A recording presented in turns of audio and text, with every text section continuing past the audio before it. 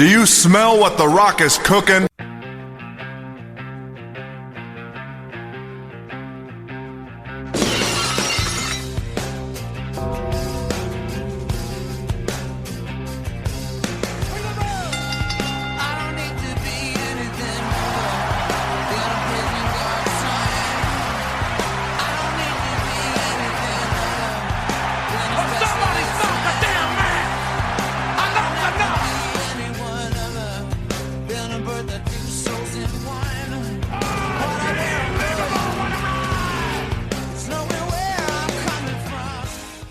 Tree Hill Wrestling Federation podcast, brothers and sisters. We are here once again with the season finale of Tree Hill Wrestling Federation, where we amalgamate One Tree Hill and professional wrestling. We are here for the 22nd time for Wrestlemania 13 and the season finale of One Tree Hill. As always, I am Sean Harris. And I am Aaron Kosker. And for the season finale, I felt we needed a special guest for it, just to really put home how important this last episode is. So, without further ado, I have my best friend, J-U, double S, T-I, double N, it's Justin Johnson, double J, Justin Johnson, ain't he great? Welcome to the show. Hello, everybody. Really? I give you that huge entrance like, hey, what's going on, bros? What's up? What's up? Just playing it cool like he's done this before. Yes, exactly. No, we're very excited to have you here. I couldn't think of a better person to have for our season finale because Aaron doesn't get a lot of my fucking wrestling references, but you will, brother, and I highly appreciate that. So make sure you follow us on TikTok, because I know how much Justin loves TikTok, and Instagram at treehillwf.podcast, and make sure you listen to us on all the streaming services, including Deezer. What? Stitcher. What? iHeartRadio. What? Spotify. What? Apple Podcasts. What? Google Podcasts. What? I don't know. What? All the streaming services you can listen to us. And Justin's going to get used to our fucking ridiculousness real fucking quick here. So now we have made it through the entire first season of One Tree Hill, and that'll be the main event of this episode's podcast. But you look so disappointed. Yeah, we're not super stoked on it, but stoked. Either way, we'll get to it. Guess what? What's that? Most of our season finales for our podcast are going to end with One Tree Hill. They're even numbers. They're all 22 episodes? Most of them. Most of them? Almost all of them. Really? 22 episodes? Damn. Most. Damn. Okay. Also, now that you've watched an episode of One Tree Hill, the season finale. A single episode. A single episode, albeit not the first one, but the last one of the first season. Is your wife going to, convince you to, want to watch this show going forward? Yeah. She did mention it, but as Sean told me prior to this episode starting that she needs to extend the olive branch and maybe tune in to some World Wrestling Federation. That's right. We need to compromise here. We amalgamate One Tree Hill and wrestling. That's what we do. And I say amalgamate a lot, brother. He says amalgamate so fucking much. It's crazy. It's my word, and I will use it whenever I want.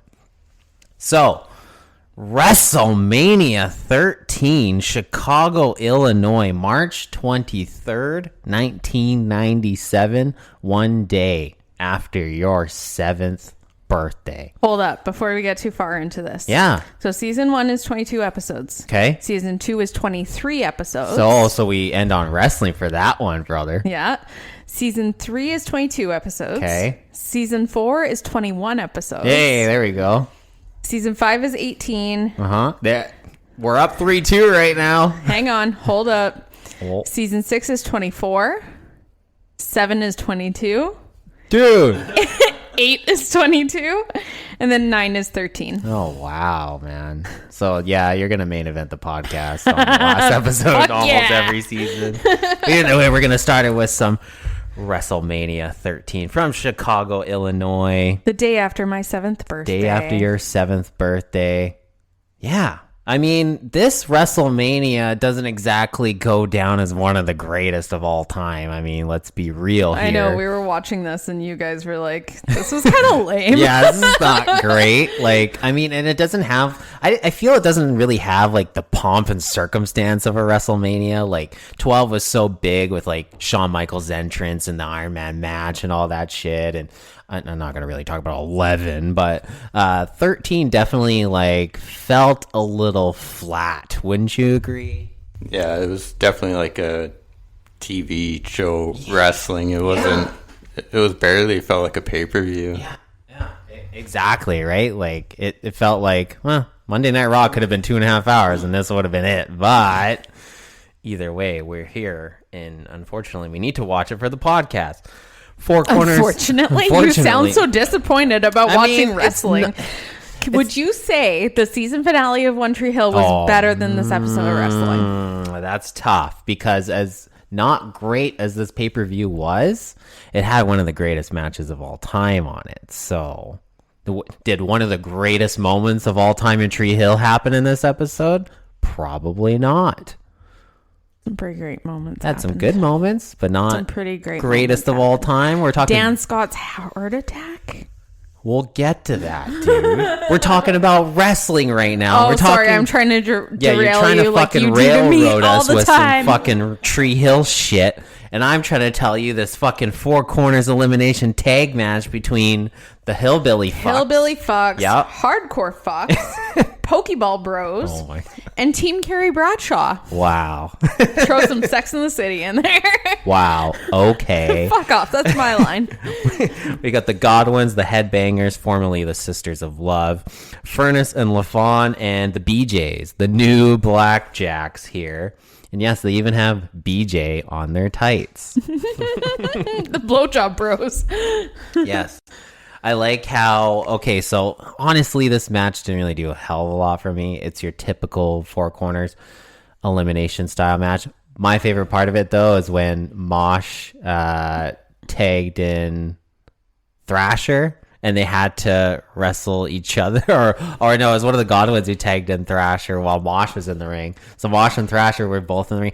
My idea is, couldn't they, if it wasn't, I know this is an elimination style match, but if it was like a one fall to a finish Four Corners, could they just tag each other and pin each other and win the match? It's funny, I try to think about it, but wrestling never follows rules. So Yeah, could it work here? Sure. Could it work next month and in a different Four Corners match? Probably not. I mean, we had the December In Your House pay-per-view, It's Time, that had the Armageddon Rules match with Undertaker and the Executioner. When did they ever have another Armageddon Rules match? The fucking rules of this match where you had to pin the guy 1, 2, 3, and then the fucking 10 count. So he states that. So it's literally a fucking pinfall finish and last man standing, no disqualification match. Like, it makes no fucking sense. And this match really doesn't make all that much sense either. These four tag teams are all fairly new to the company. For the most part, Headbangers, new Blackjacks, characters that we've seen before, but now are in different gimmicks. Mike Chioda is reffing this match, and he disqualifies the Blackjacks for pushing him down. Talk about a fucking no-sell on this fucking push by Chioda. Blackjack's gone, and then out of nowhere, we don't even know it's Furnace LaFawn. Fuck right off, too. They're just gone. They're like, peace, bitches. We're scared. I didn't even know what happened there. I was making notes about how the BJs are out of the match, and all of a sudden it's like, oh, Furnace and LaFawn are gone too. I guess they just got counted out. whatever. And then so it was literally down to Headbangers and the Godwins after not very long. And Vince is making cracks about farm animals because that's what we do during a Godwins match, brother. And then Jerry the King Lawler keeps going on about Mosh and Thrasher and how they're wearing White Zombie and Pantera and Metallica shirts, which is right up my alley. But of course, he tries to get Vince into the whole thing, and Vince is all, oh, they play with Tony Bennett? Oh my God. Furnace and LaFawn, they get counted out. It's down to the last two teams. What was the finish for the Headbangers? What move did they utilize to beat the Godwins?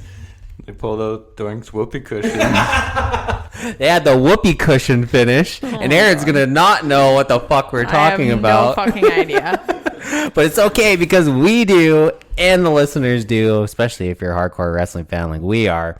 Whoopee cushion finish by the Headbangers, and they get the un deux trois for the big W. And this match was also a number one contenders match for the tag team titles. So the Headbangers get a tag title match against the winner of Owen and Bulldog and Mankind and Vader later on the next night on Monday Night Raw. Yes, so Headbangers get the big title shot. Here we are. Terrible match. Okay finish. No one really gives a fuck. Yeah, really much. didn't. Yeah, it wasn't that great, honestly. It was kind of whatever. So it really just felt like the typical get everyone on the card Mania match. Before the days where they felt like they had to put a battle royal on every single fucking WrestleMania card, this is what they did. So the Sisters of Love get the big win. We move on to the Intercontinental title match. Rest in peace, Iron Sheik, who's on this card. And Iran, #1, USA! Hattori!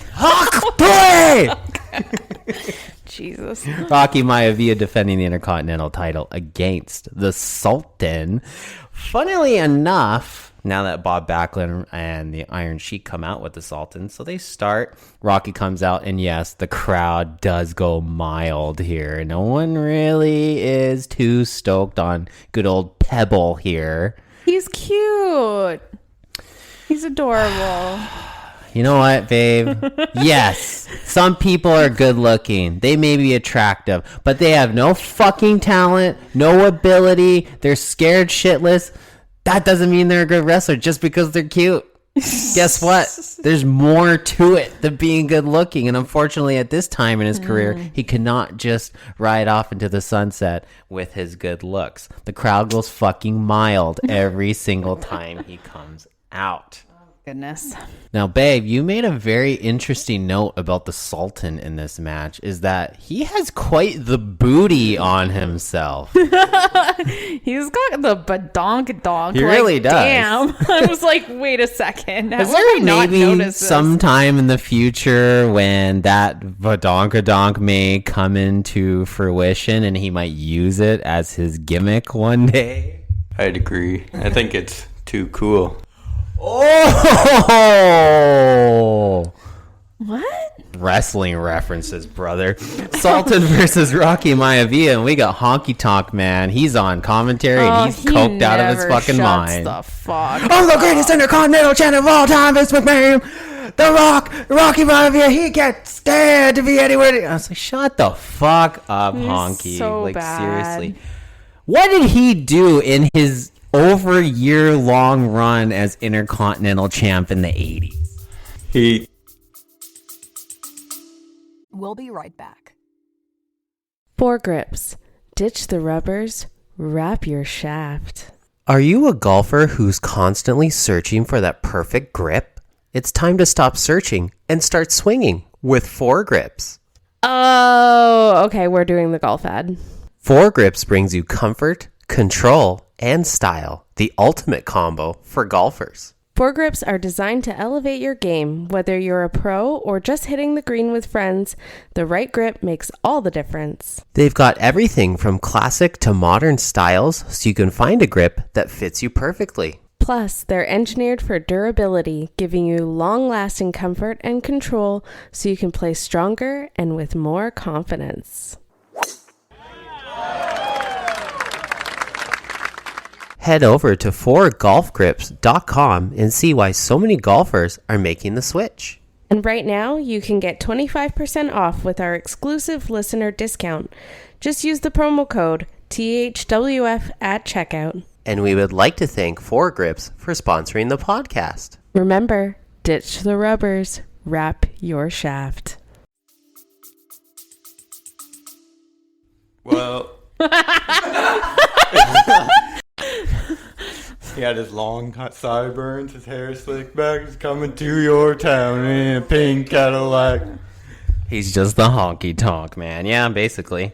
He was Elvis, and he rode a year-long title reign because he was a wrestling Elvis. Wow. Okay. Yeah. Unfortunately, Sheiky Baby didn't get too involved until the end of this match because Rocky went over in this match just by the skin of his teeth once again. He had a quick little roll up and beat the Sultan, but it wasn't until after the match that Sheiky Baby and Backlund got in there. Sheik put on the fucking camel clutch on fucking Rocky post-match, and I was waiting for fucking Bob Backlund to get the cross-faced chicken wing on there, too. What?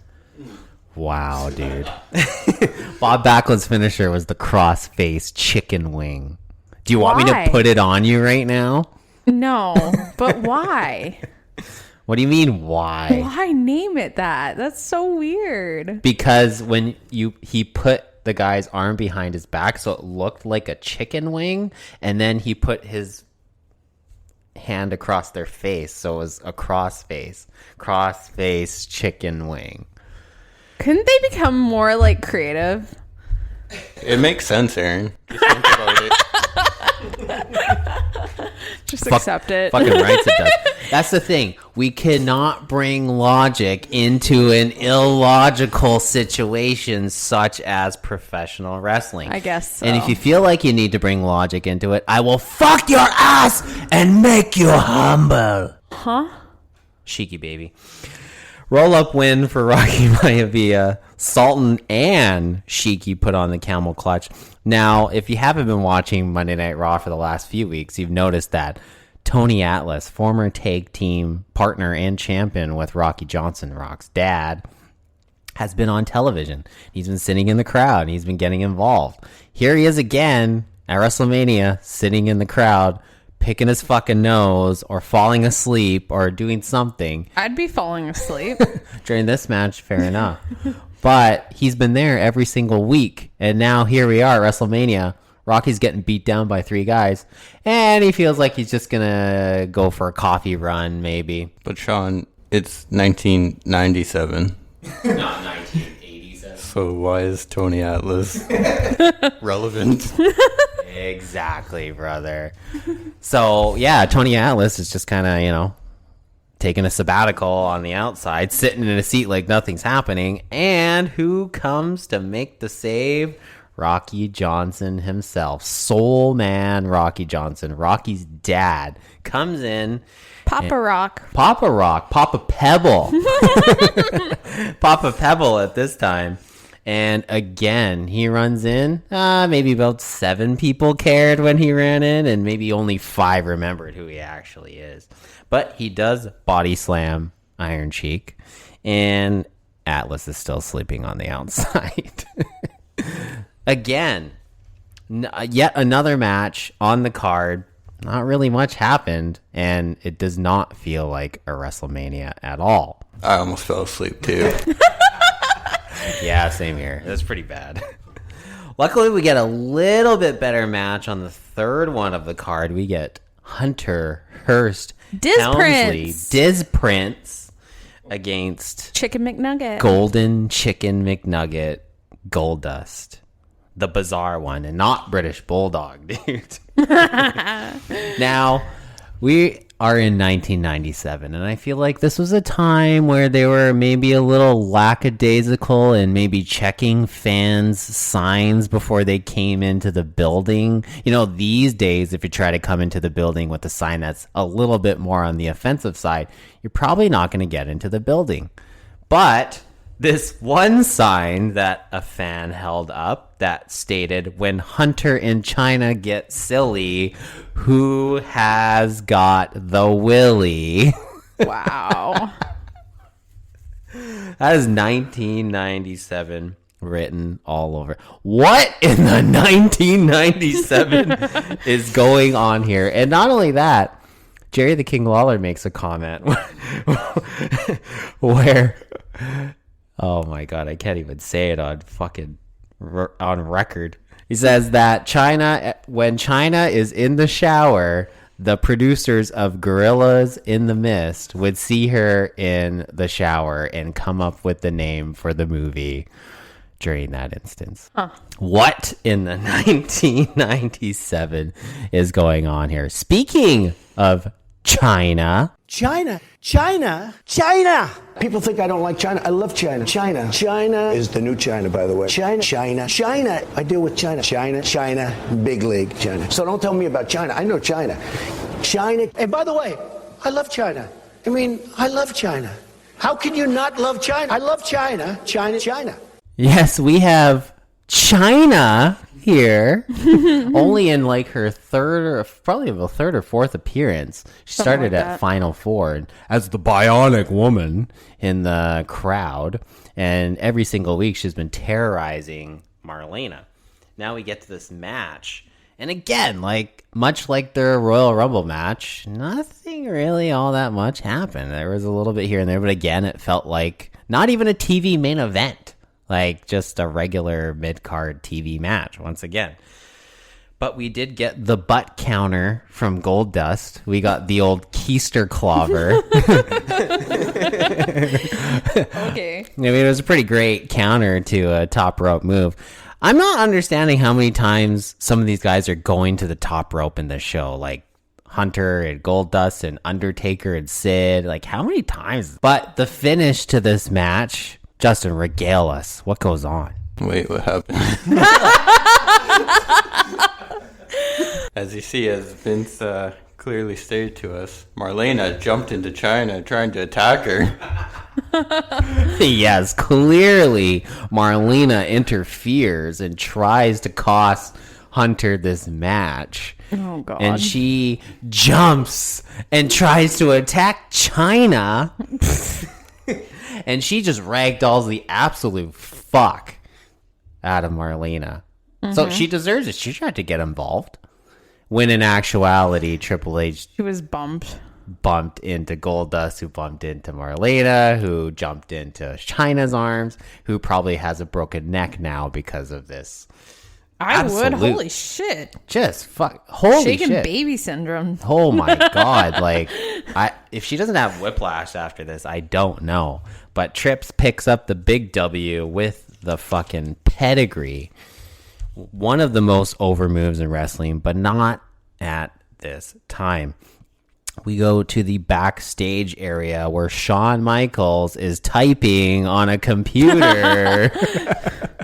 I think Shawn Michaels' biggest feud was not Bret Hart, was not The Undertaker, was not Marty Jannetty, was not... Marty Genitalia. Sorry. Use the correct name here. Sorry. Was not John Cena or Kurt Angle or Hulk Hogan. It was computer screens. You mean computer keyboards? Keyboards, yeah, because he has an entire career's worth of not being able to type on a keyboard. Next match, we have... Not So Darth and Icky Mankind. Not So Darth, I love it. Who is they? The man they call Vader. Who is they? It's they. It's just they, brother. It's the man they call Not So Darth Vader and Mankind against and Cutie Patootie Heart. Oh my God, your absolute favorite tag team of all time, Owen Hart. They're so cute. British Bulldog. I love One them. week Owen came out and he came out with like this full green Nike tracksuit. It was Bulldog had a awesome. match and he came out like as his manager, his second, and yeah, full like head to toe, green and white Nike tracksuit. He looked fucking bombed. And it was so funny because Tassel Boots is flexing, and then Kiwi Patootie pops up. Yeah, and he he's like goes flexing under. to be shorter than him. It was so cute. But you notice he's holding 2 Slammies now, because on the previous couple nights before, we had the 1997 Slammy Awards, and the winner for best bow tie was, well, he wasn't even nominated, but he went up there, railroaded. Who was nominated? They didn't even announce who was nominated. So Owen Hart goes up there, railroads the entire fucking He's like, "Not this is award mine." ceremony, Yoink. and he's like, "I did it! I'm the best! Woo!" and just tells Vader and Mankind to fuck off, and then he pushes a waiter into fucking Vader and runs away. So, great heel tactics. But it feels like at this point that, like, yes, they are heels, but you just love them so much that they're not really heels as well. I love them. Jim Ross had one of the quips of the night where the combined weight of Mankind and Vader is around 700 pounds, but if you add in Paul Bear, it's well over 1,000 pounds, King. Oh, God. As they're walking down the ramp to the match, you get this moment, which doesn't happen very often, where Jim Ross interviews Owen and Bulldog as they're walking to the ring with their music playing, and he talks about the dissension that's been going on a lot lately. And of course, Owen, don't talk to Bulldog right now. Leave him alone. I'm the leader of the team. Leave him alone. Oh my God. Owen's fucking awesome. Now, we all know British Bulldog has the stalling vertical suplex in his arsenal, but he gives this stalling vertical suplex to Mankind in this match and to Vader, but he doesn't hold him up very long. But he gives him the suplex. He can't. He's huge. Yeah, but he did on a previous episode. I know. And this one, he just gives him a regular ass suplex. But of course, Vince McMahon, who really knows how to call the moves, dude, calls it a modified suplex. How modified was this suplex? I don't know. You look like your basic Standard. suplex that you'd learn day 2 of wrestling school. Yeah. I don't know. I Wrestling. don't know how modified this fucking vertical suplex was.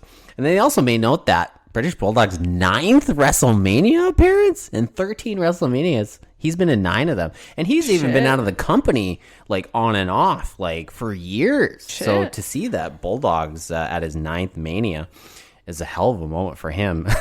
But we get the Stu and Helen at ringside moment. Stu and Helen being the parents yes. of Brett, Owen, and every other of the 46 kids they have in the Hart family, or however many kids there are. Yeah, her poor vagina. Yeah, you kind of feel bad for Helen Hart, but you don't feel bad for Stu Hart because fucking Jerry the King Lawler, he is all over him. He's making cracks about how he doesn't even know where the hell he is. I mean, I feel like maybe another old member of the Hart Foundation might need another crack in 97. And feel like maybe Stu could possibly maybe, vouch for him. Like, if Stu were to go to Vince McMahon and ask him if he could bring this guy up to the main roster, how do you think that would sound? Vince, how about that Rhino? He's bigger than ever. He's looking real good. He's moving around town. Maybe that's a good spot for that old Rhino. He's a fucking Rhino. He's looking good, Vince. He's fucking. What the fuck is going on? He can fucking help you out there, you fucking Rhino. Fucking Stu Hart, man. Brett's daddy-o. Dude, wake up. Hey, my fucking son's in there. Yeah, he has no idea what's fucking going on. And of course, like always, in the 4th match of the night, we get a fucking double count-out tag team title match finish at a WrestleMania because it's WrestleMania 13 and we need a double count-out. Apparently. But we get the Survivor Series count-out. The 1, 2, 3, 4, 5, 6, 7, 8, 9, 10. Ring the bell, it's over. Oh my god. The fastest fucking count you ever heard in your life. And 1, 2, 3. It just counts 10 faster than any motherfucker can. And I it's didn't over. even hear them count. I was like, that's how fast it was. That's how fast it was. You want to hear the fastest 10 count in the world? You want to hear it again. Double count out finish. And we have the greatest match of all time next. Maybe not the greatest match of all time. We're pretty close to it, though, I'd say. If you were to say your favorite, or not your favorite, your greatest match of all time, what would it be? This one ranks right there, like, you know, probably hand in hand with anything else you could throw out in the last, 40 years of the WWF, WWE, NWA. Nobody watched that. Yeah, exactly. Nobody cares about that shit. As it stands now, I think your favorite greatest match of all time would be Owen and Bulldog in Germany. That was awesome. Yeah, that was phenomenal. It's just the way that they worked together while also working against each other. Yeah. It was like perfection. Oh, totally.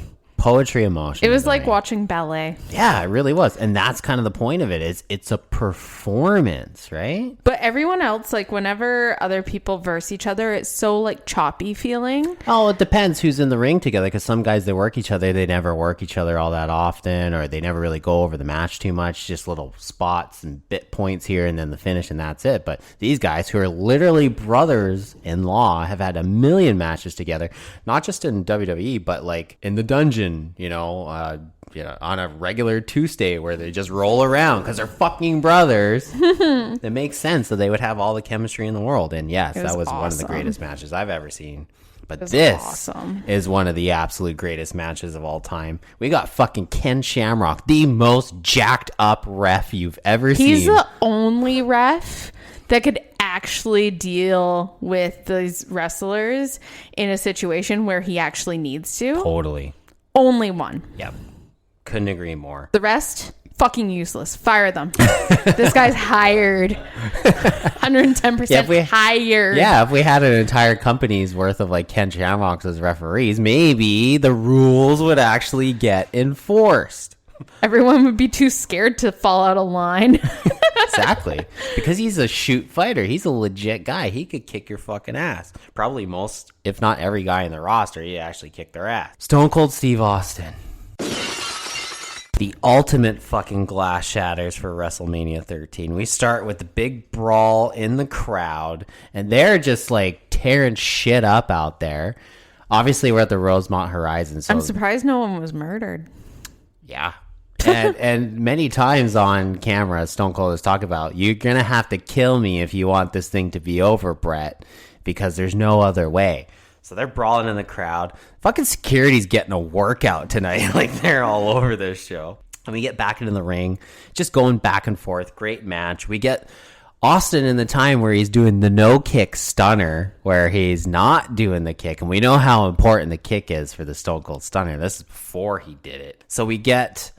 Here we are. Okay, this is the big moment. We get the big chair shot. So Brett grabs a chair from the timekeeper's area, and he's going to do what Austin did to his friend Brian Pillman. Wrap the chair around his ankle, jump off the rope, break his fucking ankle. Brett's going to do this, and he's got it set up, and he's on the rope. He's ready to do it. Austin takes off the fucking chair, smashes it with him. Fucking crowd goes absolutely insane.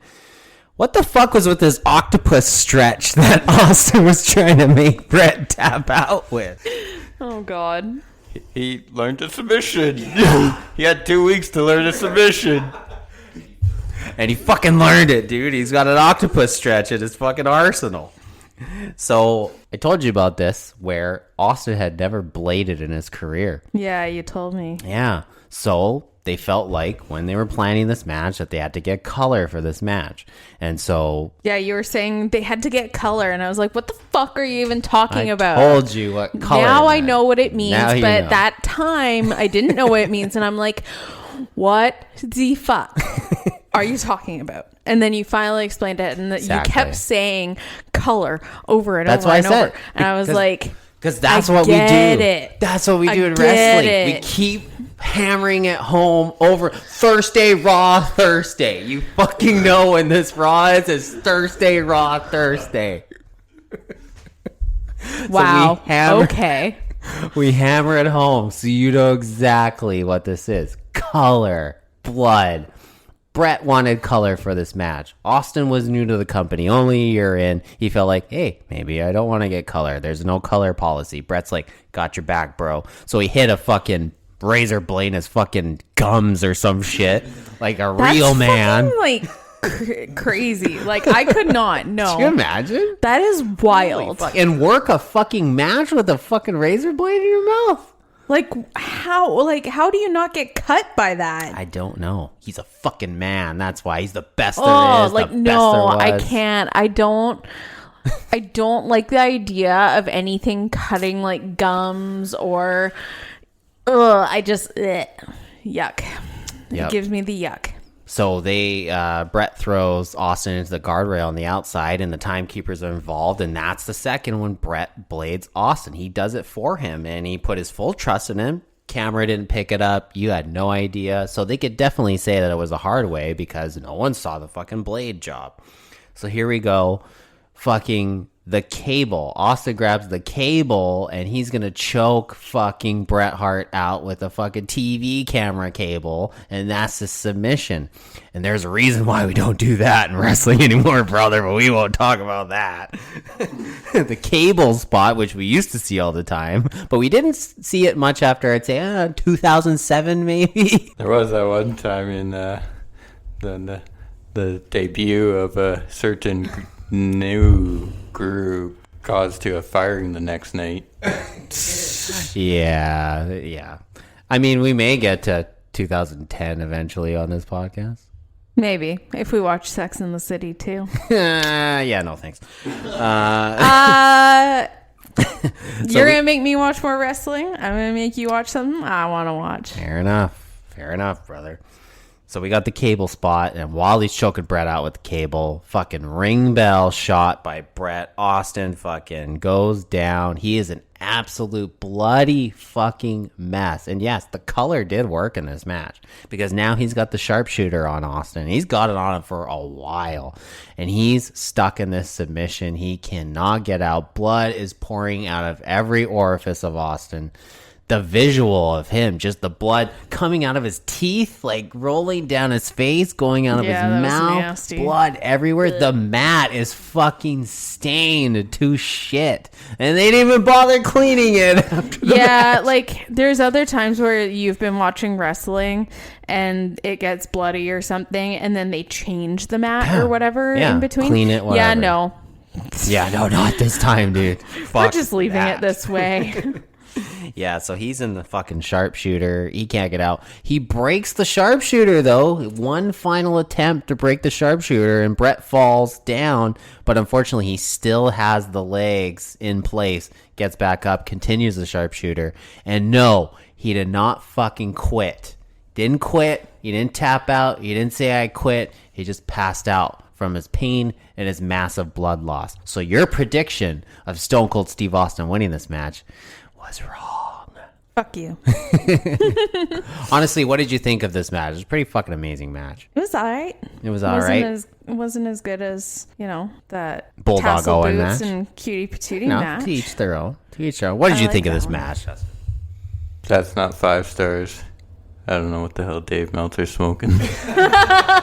Luckily, it was 5 stars, but it would have been 7 stars in the Tokyo Dome, brother. So we had the sharpshooter pass out for blood loss. Win. No, he did not quit. He gets off, and then he keeps attacking the leg after the match, and Ken Shamrock takes him off, and Bret Hart doesn't want any of that fucking smoke from Ken Shamrock. No. But after all this time, Bret gets the big win at Wrestlemania, but I feel, he does deserve another title match after beating to a bloody pulp. He's been getting screwed. Oh, God. Who's turning a blind eye? The World Wrestling Federation. Vince McMahon, damn it. So much goddamn injustice. He's just bitch heart, okay? He's little bitch heart, and I just can't with him. He's getting screwed, damn it. That's what's happening. Yes, He's Shan. being a little bitch. He does He's complain whining a lot. He likes to loudly tell everyone how he's been getting screwed. At first, I wasn't like, when we first started watching, I didn't dislike him. I thought he was pretty cool. And then all of a sudden he started whining and I'm like, shut the fuck up. I'm sick of you. As you'll see, most good heels are really telling the truth. It's just the way they're saying it. That's right. Most good heels do tell the truth. It's just the level that they tell it at, the cadence that they have. And Brett's been a fucking face forever. Literally the face of the company for the longest time. But now he's at a point in his career where he's tired of getting screwed. So much goddamn injustice. Frustration isn't a goddamn word for it. Oh, fuck. Everybody knows he's the best there is. The best there was and the best there ever will be. But this next match... We are the nation of domination.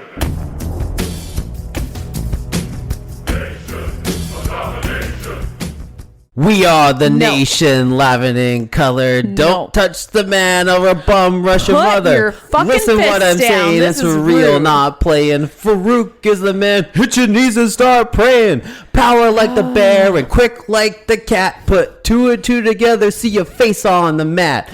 You count the stars while the ref counts three. Hope you like to look at ceiling because that's all you're gonna see. He's harder than a rock and he can't be stopped. You suck a step to the side unless you want to his get dick? dropped. What? The boys from the hood are on the MIC, spitting out the lyrics. JC Ice and Wolfie D. Clarence Mason is the boss, crossing T's and dotting I's. He tells the truth, the whole truth, and never tells a lie.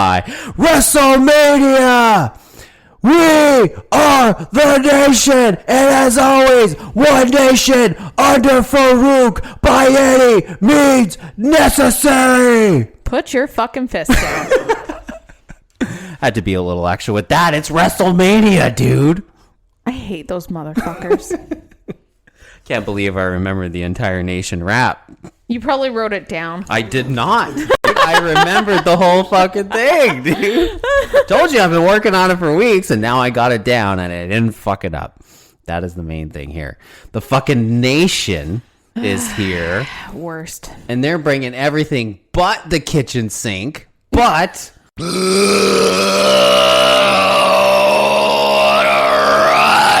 Who's here as their opponents who do bring the fucking kitchen sink into the match? It's the spiky dino thonginator and the bros. Yes, Thonginator's got the spiky dino bros going on here. It was awesome. Fucking 6-man. It's the Lod versus the Nod. The LOD, the Legion of Doom, with and they the Thonginator. legit brought a kitchen sink. They actually brought a was fucking fucking awesome. kitchen sink to the match. Now, what's going on with the fire extinguishers in this match, brother? Oh no. Well, someone brought two to ringside. One was supposed to be used, and one they just kind of had chilling there for actual fire department purposes. Okay, but here's the thing. So they are stupid enough to bring to, like, don't put it right by the ring if you don't want it to be used, you fucking useless pieces of shit. Like, come on. Yeah. Use your smarts here. Yeah. Clearly they don't have any. The logistical aspect of this isn't the smartest. So they literally had a working They need fucking... a woman to run the WWE, WWF, whatever the fuck it is. Fair enough. But they have a working fucking fire extinguisher that's on the other side of the ring. And then they have the shoot fire extinguisher by the announce table. Why would you leave out the shoot fucking fire extinguisher? Because they're fucking idiots. I guess. So they set the fucking thing off. And fucking Jim Ross is having an asthma attack at fucking ringside. So they literally have the kitchen sink of this match. This fucking sign that Animal has is like twice his size. He could barely hold it. It's just a fucking gong show. Weapons and shoot fire extinguishers. And we know Savio Vega. We know that the fucking Spanish table is going down. That we know that. That's obviously going to happen. Happening. But Savio Vega's not going to be the guy to do that because he's going to take care of his brethren. And they go to the fucking French table first. And then eventually they get to the fucking Spanish table later on. They even grab a fucking noose in this match Jesus. and try to hang Ahmed from the ropes. And this wouldn't be the first WrestleMania where we saw a noose at. What's the other WrestleMania we might see a noose at? Cans. Cans. Very nice French reference. Because we just talked about the French table getting taken out. So nice French reference. Oh, we got a nice Thonginator thong, too. I was on Thong Watch, and I was pleasantly surprised. I was going to say, has there ever been a good use of a noose in the WWF? No, there has not. Couldn't think of a time when there's a good use for it. So, fucking brutal bump Farouk takes from the top rope. He gets taken off the top rope with the noose and goes pretty hard on his back to the floor. Pretty brutal bump to take. And they keep hitting each other with plastic bins. There's plastic bins out. Kitchen sinks. There's fucking everything out there. And then it's kind of not the greatest finish. They just grab a 2x4 and, crush with the 2x4 and they get the big win. And post-match, though, that's where the fun starts because fucking JC Ice and Wolfie D get in the ring. And they're going to try to cause some havoc. But unfortunately, Spiky Dino Bros, the Legion of Doom are in there, and so is Ahmed. So the rest of the nation... They're getting fucked up. So they put him up for the double Doomsday device. Ahmed and Animal both have JC Ice and Wolfie D up for him. And Hawk goes to the top and has a clothesline. And Animal, he's nice to his opponents. He'll give him an extra push so he can do the flip off of the Doomsday device. Ahmed don't play that shit. And he's just going to hold him down there. And he's going to take the clothesline. And he's going to break his fucking neck as he goes down. Because Ahmed doesn't give two shits. He can't work his way out of a wet cardboard box. Here we are. Oh, boy. Okay, I got to get my voice ready for this one because before this main event match between Psycho Sid... Stupid Sid. Ramen Noodle Mullet, Psycho Sid, and The Undertaker for the world title, we get somebody on commentary for this match. And it's none other... what's a WrestleMania without the most flamboyant... I can take a sip of water first. The most charismatic Mr. WrestleMania, the showstopper, the main event, the Heartbreak Kid, Shawn Michaels. Damn, that was aggressive. Throat shredder. Shawn Michaels is in. And, did he find a smile yet? I think he picked it up somewhere in San Antonio. Maybe at that doctor's office who worked on his knee. Dr. James Andrews, brother. Oh, man. The same guy who worked on Austin's neck. So Shawn Michaels is in here for the main event. We got Psycho Sid, Undertaker, main event, WrestleMania. When you think of WrestleMania main events, you think of big names, you think great matches, you think all the pomp and circumstance of WrestleMania. Do you think of 72 rest holds in the first 10 minutes of the match? Well, you see, Sean, this is a long built-up story that they've been planning for months and months, and it's well thought out, in depth. It's been building and building, and no. It's been building for 2 weeks, brother. Oh, God. We literally, after the Royal Rumble, Austin wins the Royal Rumble, Shawn Michaels wins the world title. So by rights, it should be HBK versus Austin at WrestleMania. No. Shawn Michaels loses his smile. Austin has to fight for his right. Loses it. Shawn Michaels relinquishes the title. Brett wins the title. Sid beats him for the title because of Stone Cold. And then, for some reason, Taker gets the title shot. And they build this WrestleMania main event match for, about 2 weeks. Yet, Sid still has to put up his title against Brett in a cage match a week before WrestleMania. So we're finally here with this gigantic, enormous, 3-year-long build. Oh, God. Sid and Taker. More like 3 weeks. And it finally happens. And again, just like Hunter and China and their Willie and getting silly, we get HBK Cream Team. Oh, my God. Are you a part of the HBK Cream Team? No, not really. You're a part of the Tassel Boots cream team. Fuck yeah, I am. Well, we got classic gray Undertaker. He's got the gray boots, the gray gloves, Like and the old the hat. stuffed Undertaker Like- that Flynn has. Yeah, that he's That terrified of because I even everyone. put a diaper on him to make him less scary. That even makes him more scary. Because what's more scary than the Undertaker? An Undertaker with loose bowels, brother. Fuck. Also, another great sign. What was the other great sign of this match? Well, buddy there in Chicago, he's got these paper cutout scissors. And these scissors, they don't say scissor me, daddy. They say Sid and Arn. That's right, brother. Because he reads the dirt sheets in 1995, brother. He's a smart dude.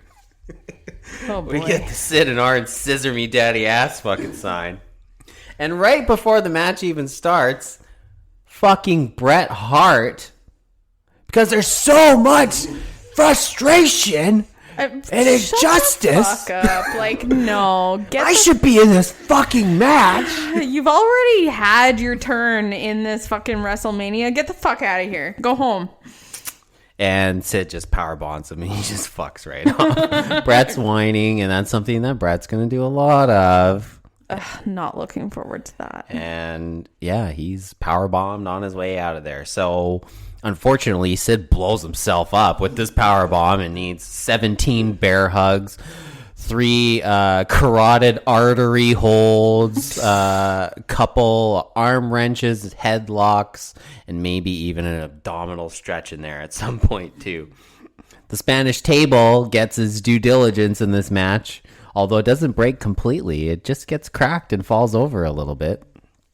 So the French took it this time, but the Spanish, they only got knocked over. It actually didn't break their table. You feel like a lot of those table spots where they don't break it, it just kind of topples over or falls over. You think like when they're off camera, they just kind of like move their table back and just reuse it like before. That's the thing. I called it, though. I was like, they're going to at least fuck with both of those tables in some way. For sure. So it happened. I called it. I got something right. You did. And I mean, fuck. Rest hold after rest hold after rest. Fucking 15, 17, 20 minutes of rest hold. Honestly, does this go down as one of the worst WrestleMania main events of all time? It was painful to watch in 1997. It was painful to watch in 2007. It was painful to watch in 2023. It'll be painful to watch in 2027, the fucking 30-year anniversary once again, because why the fuck would we ever want to watch that shit again in our lives? Man. But it happened, and Bret came out and nailed Sid with a chair and somehow didn't get disqualified, and he also fucking knocked him up on the rope so that the ref plainly saw and didn't get disqualified, because I guess Undertaker probably paid off Earl Hebner before this match. Undertaker takes advantage. Tombstone, 1, 2, 3, but I was right. but not that fast. 1,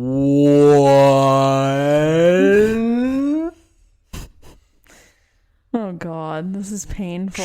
2. Yeah, it's pretty fucking slow. One of the slowest 3 counts ever. But Undertaker, new World Wrestling Federation champion. But the real question we have to ask here is, did Sid shit his pants during this fucking tombstone? I I don't know. The internet says that he did. And it's this big myth. Yeah, but you always tell me not to trust the internet. Very true. Yeah. So do we trust the internet? Not on this one, because apparently it was a house show before WrestleMania where Sid shit his pants on an Undertaker tombstone. Not at this. Undertaker's gone on record to say that he remembers a time when he tombstone Sid, he shit his pants. But apparently it was not at this WrestleMania. But here we are. WrestleMania's over. Yes, it's probably one of the worst WrestleManias of all time. But at least it had one of the greatest matches of all time. And Sid probably shit his pants, too. So we have that as well. Maybe. Great. Meltzer scale. What do you got from me? 2.8. 2.8. That's actually higher than I would have thought for WrestleMania 13. Double J, what'd you got for me? Well, it was mostly shit. You know, I was thinking maybe like a 1.4, 1.4, but then you add in a 7-star match if it was in Tokyo Dome, and I think I think 25 awesome minutes makes up for the 2 hours of not so great action. You know, it's definitely not a top 5 Mania, probably not a top 10. But it's maybe outside of the bottom 5. It's not top 10, it's not top 20, it's not top 25, it's probably not top 30 or 35, but at least it's not the worst WrestleMania of all time. I would give that distinction to probably WrestleMania 9 or WrestleMania 11. One of those two. 11 or 9. I don't know. 11 had Jacob and Eli Blue on it, so, you know, you get full marks for that one.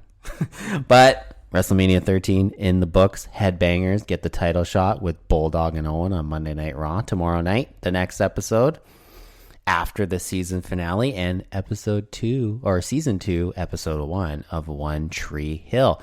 That is what we need to turn our attentions to, is the season finale.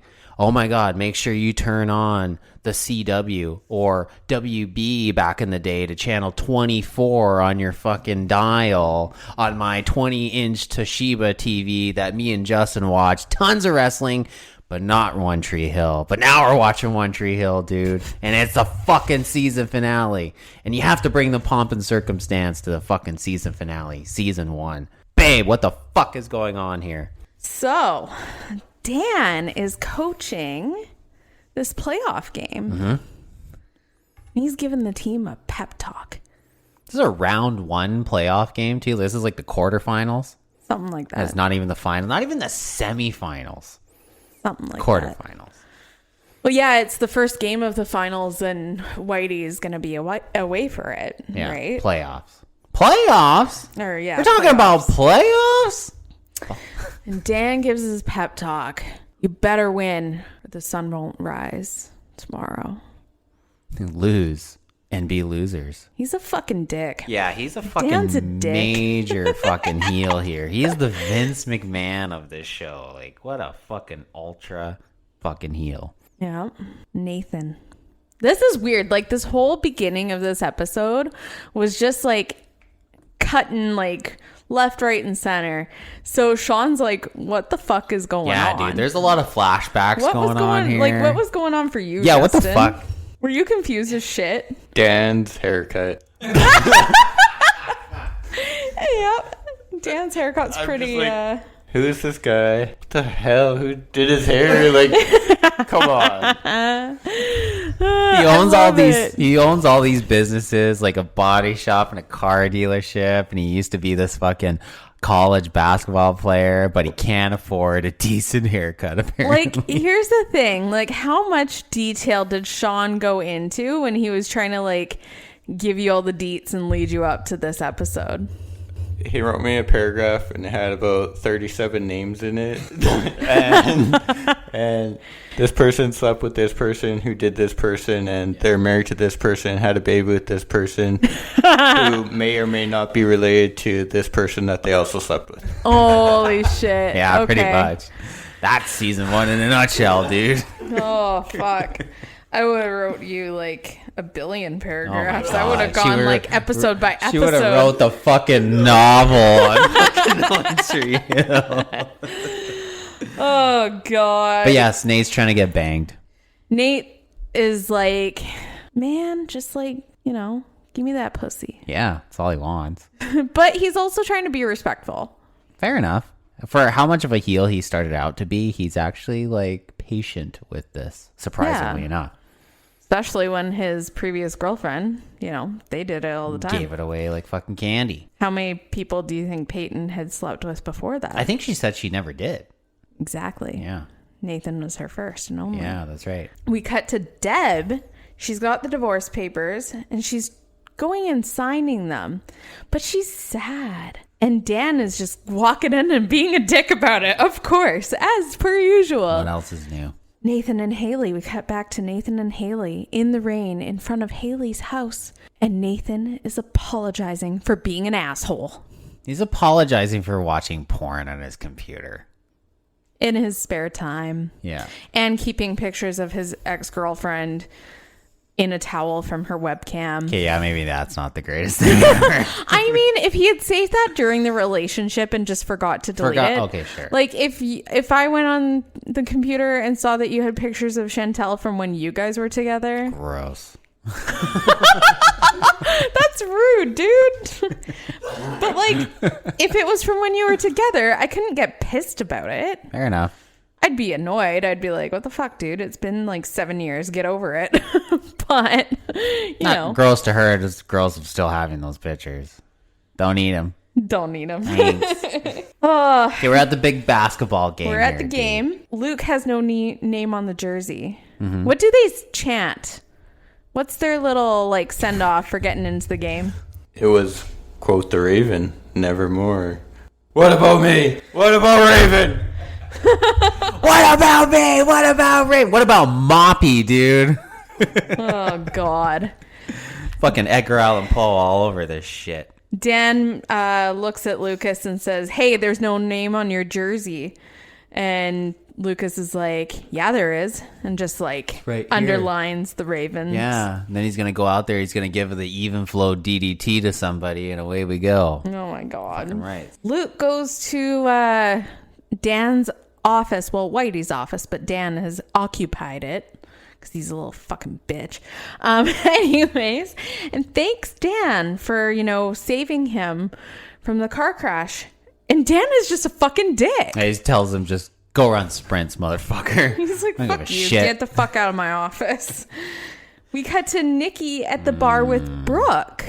Nikki and Brooke together. So the thing is, you wouldn't have known what the fuck was going on. No. But you Yeah. were like, really? So my first thought and feeling when I first watched this scene ever, Yep. I was like, Brooke is still pissed at Peyton. And she's going to go behind Peyton's back and give away the location. So until later on in the episode, I thought she was actually going to tell Nikki. The second I saw those two there, because they had already, Peyton and Brooke had already reconciled.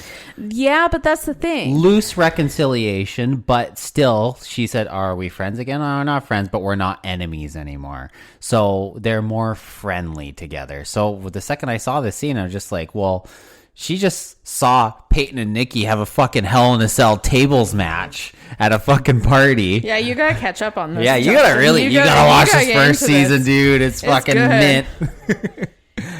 And I knew right away that Brooke was playing her because she doesn't want does she want this absolute psychotic bitch to actually find out where this? She has nothing against Jake. Nothing against Jake, but she could, like, if it was me and say my best friend, like, went and was hooking up with my boyfriend at the time, I'd be. But if you had this loosely is reconciled, you would not put this baby in jeopardy of someone else. Well, Yeah, not yeah, unless I was yeah. a true psycho bitch, but you never know. Exactly, which we don't know if that's true or not. So, as the scene comes on, I'm like thinking, are they not in high school? Yes. And they're in a bar? Fake IDs, And bro. they're having drinks. And when you try to apply logic to an illogical situation, now I really get the comparison between One Tree Hill and the WWF. Get the fucking amalgamation, dude. It makes no fucking sense. But the thing is, Nikki's a little bit older, so she's probably drinking She's age. in, like, college. Yeah, but Closer to Brooke is drinking fucking age. 16 years old. She's 5 years away from being drinking age. And on every episode of this podcast that they're ever at a bar or drinking, is like, how much fucking underage drinking goes on in this show?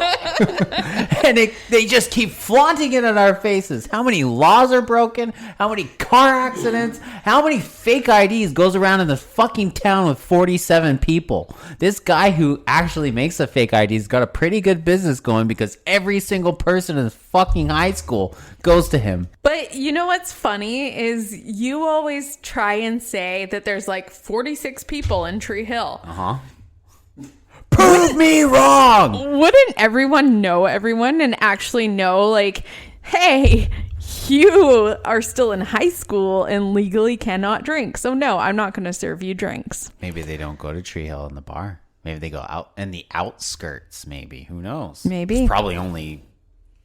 There's probably not many bars in Tree Hill, and the one that there is, they do know them.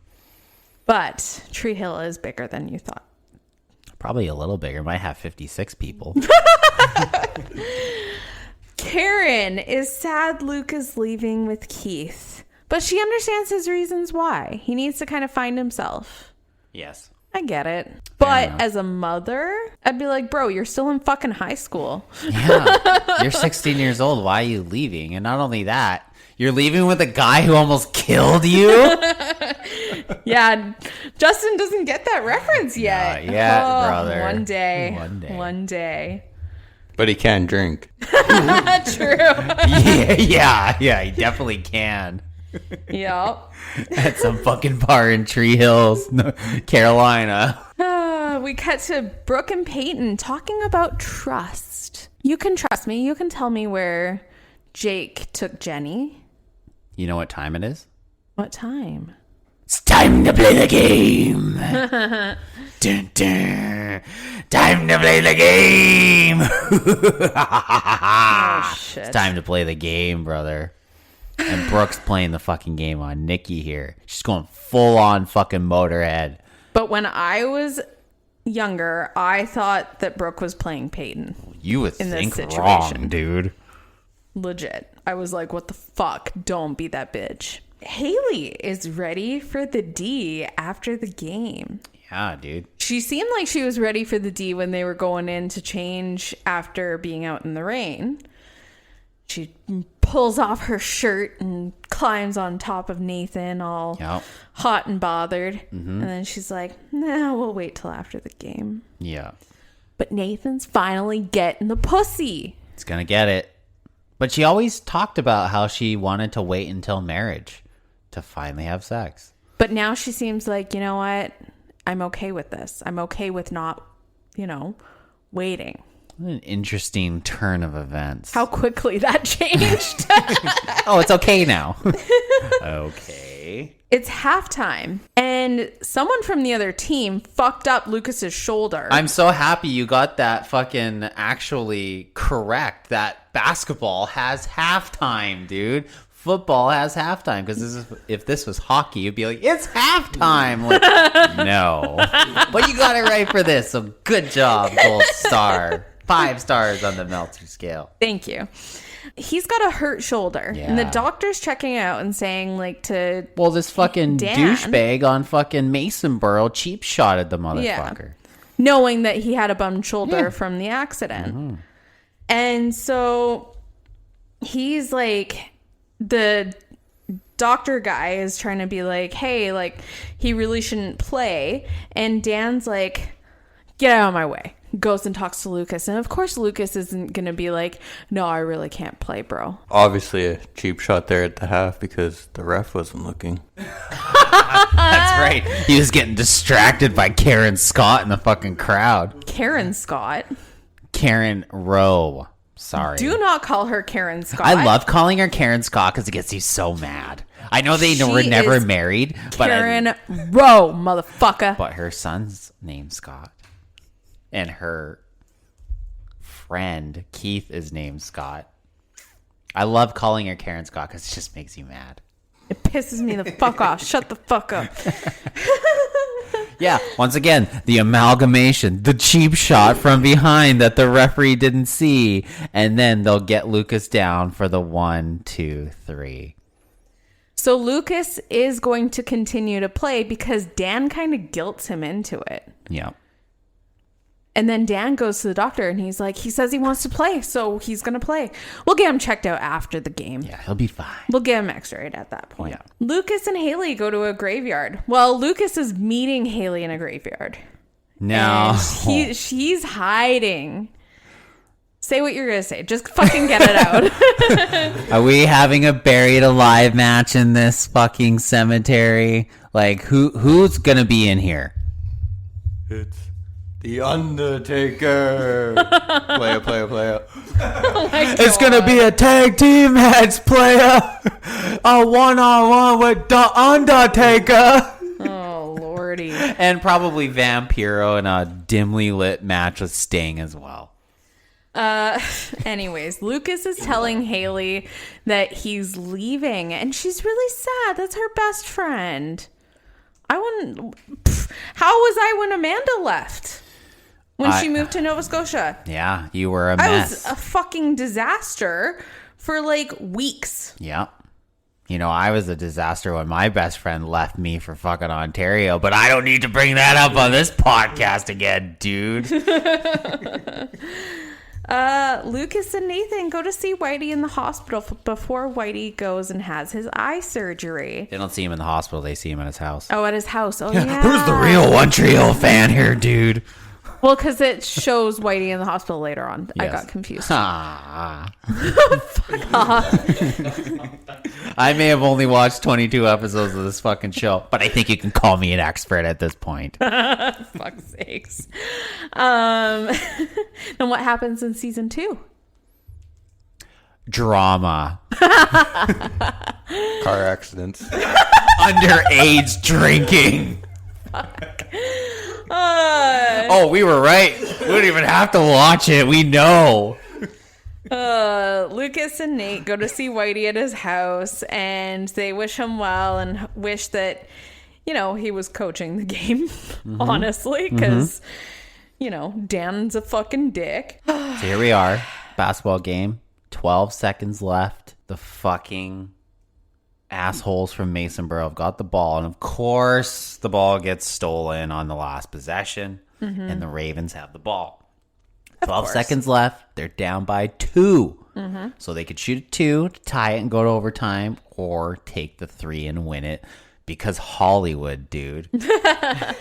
So they steal it, call the timeout, and then my prediction for this was Lucas takes the final shot, because Dan says, Nathan, I don't care if 50 guys are on you. I don't care if the entire fucking school is on you. You're taking this fucking shot. Yeah. No double teams, no nothing. Nathan's taking this fucking shot. And the second he says that, I knew Lucas was going to take this shot. Yeah. And he takes the shot. And it plays that. Dun, dun, dun, dun, dun. Oh my god. Dun, dun, dun, dun, dun. Get the fuck out of here, bro. And he misses it! Clang! Fucking loser! But Nathan's really sweet about it. He doesn't get pissed off at him. He goes and grabs his shoulder and just kind of like, you know, you did good, man. And he knew, like, Nathan knew Lucas's shoulder was fucked up. Sure. And even when they go to the back and Dan is fucking tearing into them, Dan's like, you knew he was playing with a fucked up shoulder. He shouldn't have even been in the rest of that game. Yeah. But, you know, Dan pulls a page out of Herman Edwards' book and says, you play to win the game! Oh, God. You don't just play it to play it! Dan's a fucking dick. Masonboro is who we thought they were! And we let them off the hook! Now, if you want to crown them, then crown their asses! But Masonboro are who we thought they were! We let them off the hook! More sports references that you will not understand. No. Nathan gets pissed off at Dan and rips his fucking name badge off his jersey. Boy, just like Lucas did in the Just second like episode. Lucas. Dan's fucking disowned by his own sons. Both of them. Yep. Oh, it was such a sweet moment. I love that moment. Yeah. Nathan's just like, fuck you, Dad. Fuck you, Dad. Keith goes to see Dan. Dan's a dick. Yeah, I think we've established that in this episode. That Dan's the ultimate eel. Do you have anything to say about Keith seeing Dan? Keith seeing Dan this Yeah. one last time. Yeah. I'm honestly thinking that he maybe wanted to tell him, hey, I'm leaving. Maybe a reconciliation, maybe something here. We're brothers after all. Yeah. And before he gets any words out edgewise, Dan just tells him, oh, fucking good riddance. And, oh, just wait. Hold on. Keith, never mind. See you the fuck later. Yeah, right? So I thought that there might have been like a nice brethren, family, cute moment, and because it's Dan, it's not going to happen. Yeah, well, Dan just coached a losing game, so of course he's all bitter and pissed off. But he has no regrets. Neither do Haley and Nathan. No regrets. No regrets. Get that tattooed on your fucking neck. No regrets. No regrets. Yeah, so they get to the hospital, and Lucas, his shoulder's fucked. He may never play basketball again. That could be it for him. So he gets checked out, and then he goes sees Whitey at the hospital. But first, before we get there, Keith goes to see Deb Yes. to burn Dan's shit. Yes. And they're confiding in each other, and Deb's talking about how, they're going to miss seeing Keith around. Yep. But yes. What a wholesome moment. Lucas's shoulder's fucked. He goes to see Whitey while he's at the hospital. Whitey is fucking Oh boy. kind of roasting him about this Missed loss. shot. Yeah, this missed shot. But how did he even watch this game in 2004? I mean, honestly, how did he watch this game? Cut a promo, Double J.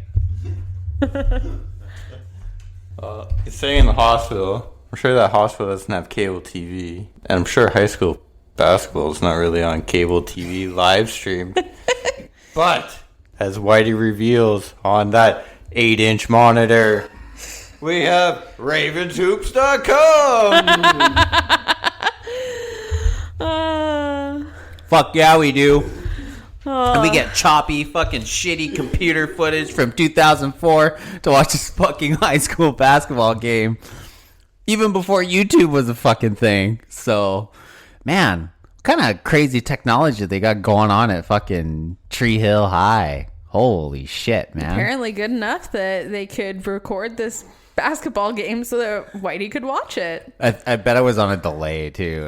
Probably. I wouldn't doubt it. Yeah, he put up that last shot and it actually was in slow motion on the computer because it's such shitty quality. You can barely fucking tell. We cut to Deb and Keith again. Oh, but not just Devin Keith. Dan walks in to quite the interesting scene. Deb and Keith in the raw by the fireplace. Covered by a blanket. It clearly, Oh, they took a poop on each other? Ew. Hey, who knows? Deb might be into that shit. You never know. She's with Dan. Deb and Keith fucked. God damn it, dude. She fucked her own brother-in-law. Yeah, that's kind of weird when I think about it. But at the same point, it's like, go Keith. Barbara Allen Woods is a fucking smoke show, dude. Yeah, you love that scene back a few episodes where she rips her shirt off. She's in her bra. Top notch. Boobs kind of jiggling about. You love that. Fucking rights, dude. Yeah, she's a fucking MILF and a half. But Dan walks in. Dan walks in. And then he just turns around and walks the fuck back out. Yep. Brooke tells Nikki where Jake took Jenny. Or does she? Where does Nikki find out where she has to go to find Double J? Double J! J-A! Ha-ha! Double K! Ha-ha! E! Jagelski! That's Double J, Jake Jagelski. Ain't he great? And his daughter, Double J! Ha-ha! J-E! Double N-Y! That's Double J, Jenny Jagelski. Ain't she great? It's a whole family worth of fucking Double J's here on Tree Hill Wrestling Federation podcast, brother. Where the fuck is Nikki headed, dude? Seattle, the Emerald City. And what basketball team doesn't exist there anymore? The Supersonics. Oh, dude. And speaking of the Supersonics, we had to sit through 10 minutes of booing at the Climate Pledge Arena when it was still the Key Arena when Elias dropped that the Supersonics were no longer a team. Interesting. You have no idea what we're talking about. No. Keith goes to visit Dan and apologize and kind of explain what was going on. And Dan breaks his own fucking window on his own vehicle. How do you apologize for sleeping with your wife?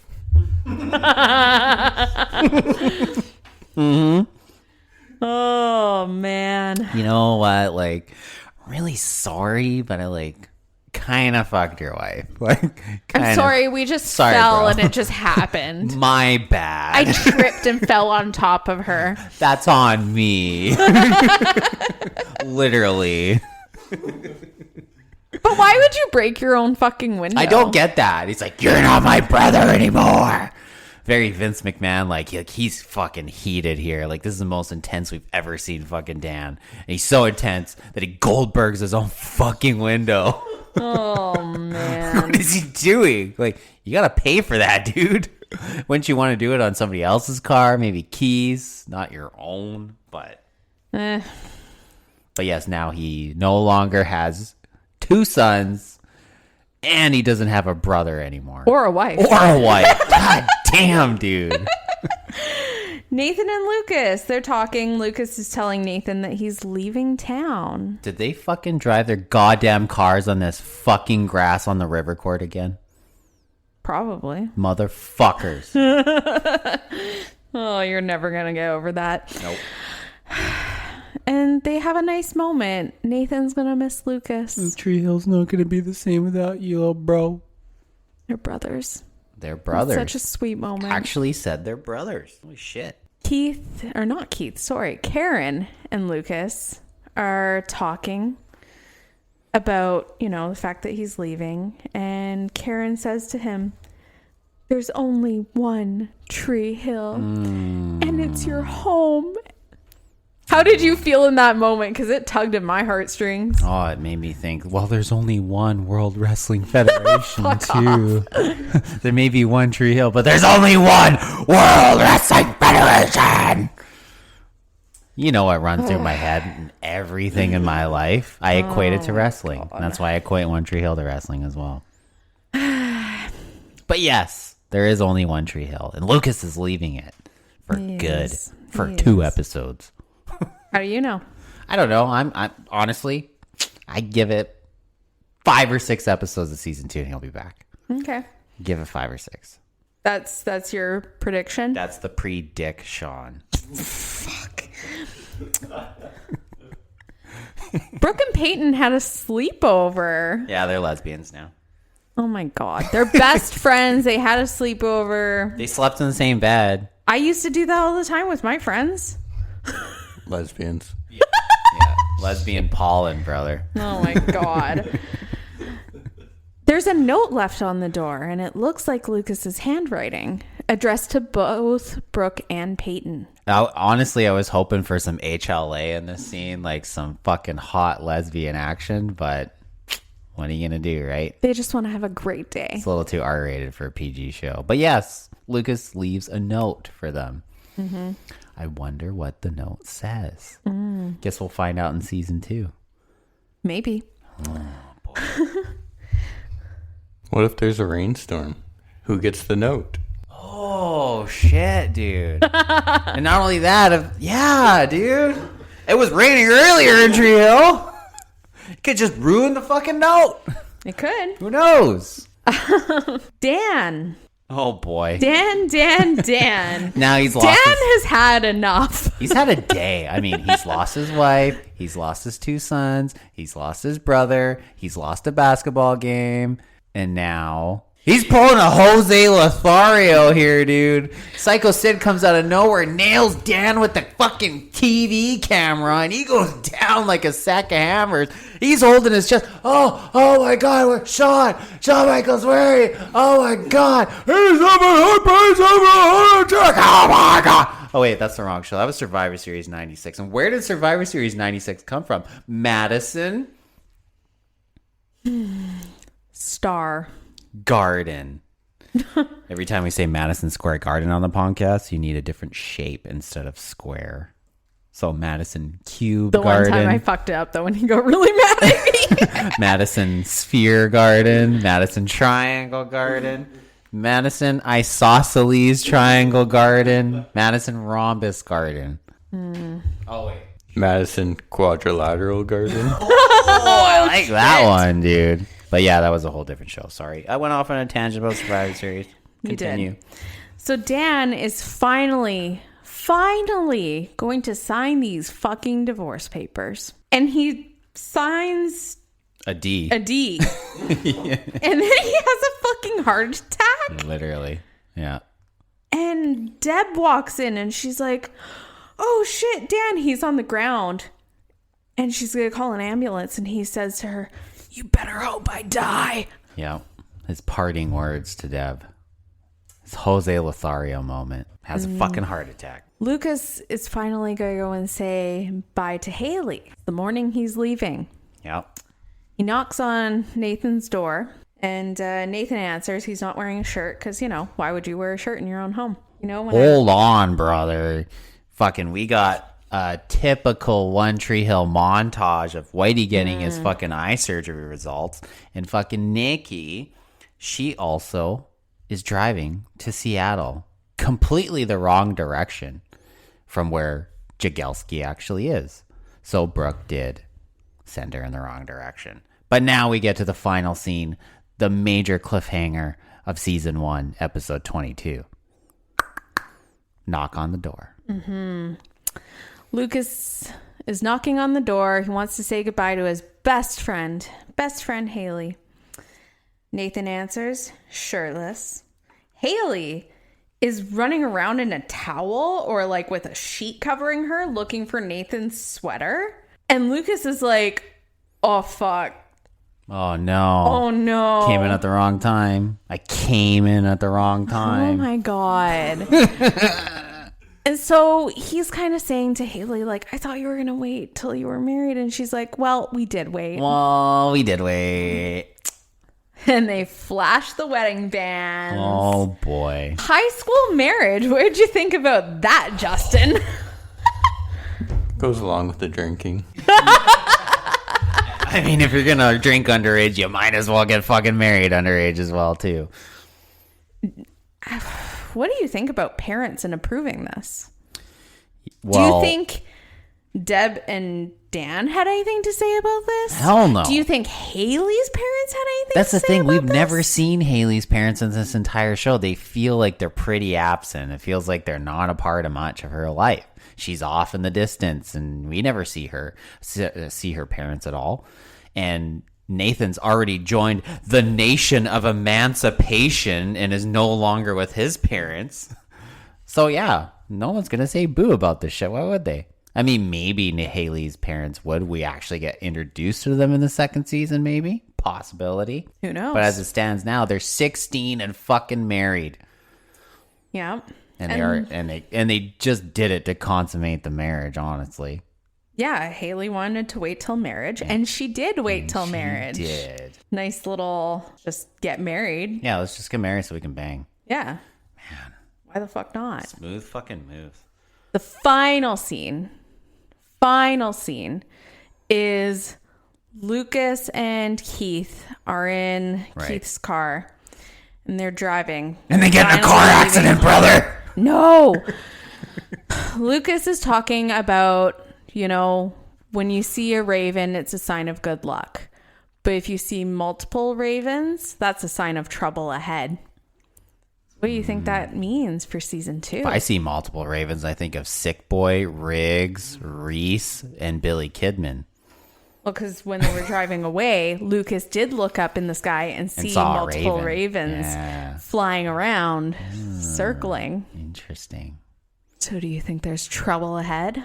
There's always trouble ahead. It's One Tree Hill. It's fucking teenage drama. Well, that's the thing. Keith and Lucas don't know about Dan's heart attack yet. Yeah, that's true. Yeah. That's his own brother and Well, dad. he doesn't have a brother anymore. Yeah, fucking. You're not my brother. You're not my brother. Nope. But yeah, that's quite the cliffhanger to come off to go into season 2. And I feel like Justin definitely has to watch all of season 1 to get up to where we are so you can understand what we're talking We'll about. get Phyllis on podcast, board dude. with this. We'll get Phyllis on board. Bad signal to Phyllis. Make your husband watch fucking One Tree Hill. What's your rating on the Meltzer star scale of this episode? With no context beforehand, really. Did this episode take place in Tree Hill or in the Tokyo Dome? It was there for me. I don't really know what was going on. It was really back and forth, and It was a very back and forth episode. They don't normally do that much back and forth.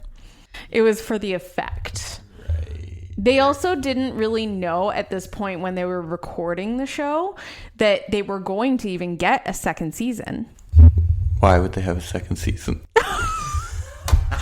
Rude. A man after my own heart, brother.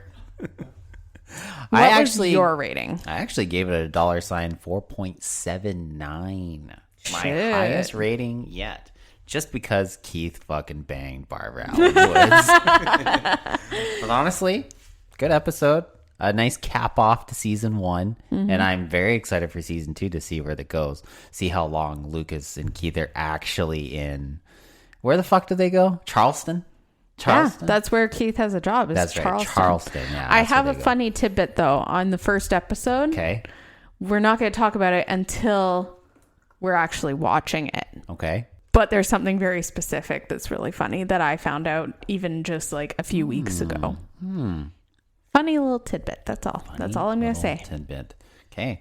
Well, that was 90 minutes of me yelling into the fucking mic and talking about wrestling in One Tree Hill with my best friend and my wife. How does this first experience for you, Double J? It was interesting. I don't think many people really correlate the two shows together, but when you think about it, and you really have to think about it, I guess you can kind of get there. And heels and baby faces, that makes the world go round. Absolutely, dude. You can see the amalgamation, the emulsification of everything here. That there's so much in these two programs that lend each other helping hands. How much is similar between these two shows? Heels and baby faces, storylines, character development, character building, fucking drama, you fucking name it, and fights, and wrestling, and fucking car promos, accidents. car accidents, cheap shots, referees, you fucking name it. Both shows have got it, and you may think it's not that similar, but wrestling is literally similar to real life and to the world itself. So as we sign off on the final episode of season 1 to Tree Hill Wrestling Federation, any final words for our season 1 finale? All I'm going to say really is I cannot fucking wait till seasons 3 and 4. Okay. But I mean, more importantly, on the wrestling side of things, Oh, I want a full, honest opinion. How are you feeling about wrestling after watching 22 episodes of it?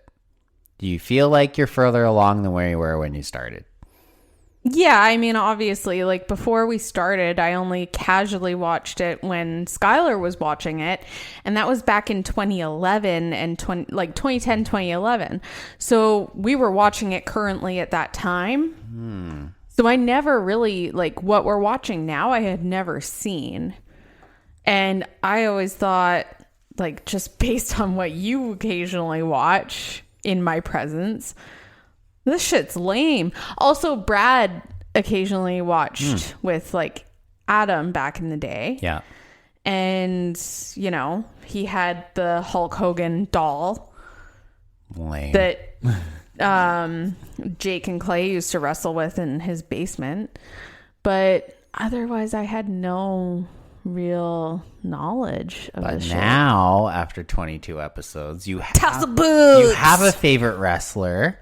I had a favorite wrestler beforehand. You have a favorite match. You can tell me what happened at the Royal Rumble in 97 and what happened at WrestleMania 13 and the characters of these guys now and girls. you know what's going on. You know the storylines. You know who's the heels, who's the faces. Mm-hmm. You can tell me a little bit about. I know that fucking Triple H is Diz Prince is Prince Adam from Beauty and the Beast. Yes, he definitely is at this time period. Literally twinning. Yes. But now I feel like I'm slowly turning you into a bit of a wrestling fan. I just want to see Tassel Boots' thighs and the Thonginator's thong. I'm on Thong Watch. I'm on Thigh Watch. At least there's something to make you watch it going.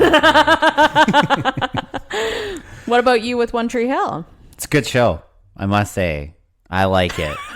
and you can laugh all you want, brother. You can laugh all you want, dude. You watch it and you would agree. Yeah, watch the full first season. I think you'll enjoy it because there's enough underage drinking, car accidents, and yeah. Just basically Peyton being an emo bitch. Yeah. Love it. Yeah. Live Lucas for is it. a piece of shit. Dan's a heel. Fucking Keith feels sorry for her. Barbara Allen Woods is fucking hot as shit. Brooke likes to get naked in the backseat of other people's cars. Exactly. Right? You want to And see in other people's yeah, hot tubs. dude. You want to see Sophia's bush? Fucking right. She's a babe. Totally. But I feel like if you give it the time, and Phyllis is not just gonna watch it by herself, dude. Like, you're gonna be in the room, so you're gonna have to watch it too. Your place is small, so you can't really really avoid it, dude. So honestly, you should probably watch it, dude. I'll get back to you on that. Either way, if you do, then you have a companion piece to listen to, the Tree Hill Wrestling Federation podcast. So for the end of our very first season, I am Sean Harris. And I am Aaron Kosker. Double J. That's Double J. Ha ha! Double J, Justin Johnston. We are the Tree Hill Wrestling Federation podcast. Make sure you listen to us on all the streaming services, including Deezer. What? Stitcher. What? iHeartRadio. What? Apple Podcast. What? Spotify. What? Amazon Podcast. What? Google Podcast. What? Pandora. Fuck Pandora. And all the other streaming services out there, and follow us on TikTok and Instagram at treehillwf.podcast. It's time to play the game. It's time to play the game. Oh, God. And of course, I bid you adieu. And I say bye, bitch. I popped the cherry of the Tree Hill Wrestling Federation podcast. Yeah, you did. Time to play the game. Time to play the game.